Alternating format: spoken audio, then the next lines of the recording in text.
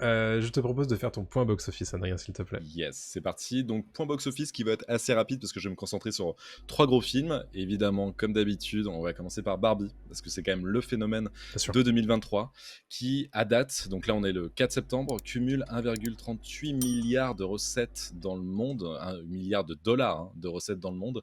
Donc évidemment, c'est le meilleur score de 2023. Il a enfin battu Super Mario Bros, le film, qui était lui à 1,36 milliard.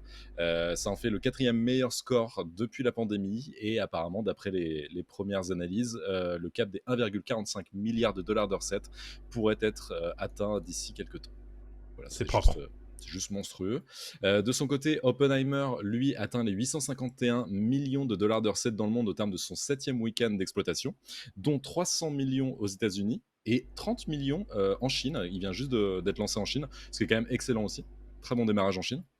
Et donc lui, il est assuré de dépasser les 950 millions de dollars, peut-être le milliard s'il continue à performer en Chine. Il y a des chances que le film de Christopher Nolan dépasse le milliard. Donc on aurait 2 énormes blockbusters sortis exactement au même moment qui dépasseraient le milliard. Ce serait juste Ouais. monstrueux. 2 blockbusters qui se sont portés tous les deux vers le haut, alors qu'on C'est vrai. craignait justement qu'ils se tirent un petit peu dans les pattes.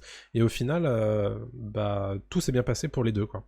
Exactement, ouais, tout à fait. Et je termine par The Equalizer 3, Mhm. si tu le veux bien. The Equalizer 3, qui lui prend la tête du box-office monde avec un score plutôt solide de 60 millions de dollars, dont 34 millions aux États-Unis. Donc c'est pas mal du tout pour Denzel Washington, pour une franchise qui personnellement je trouvais en bout de course quand même. Enfin voilà. Oui.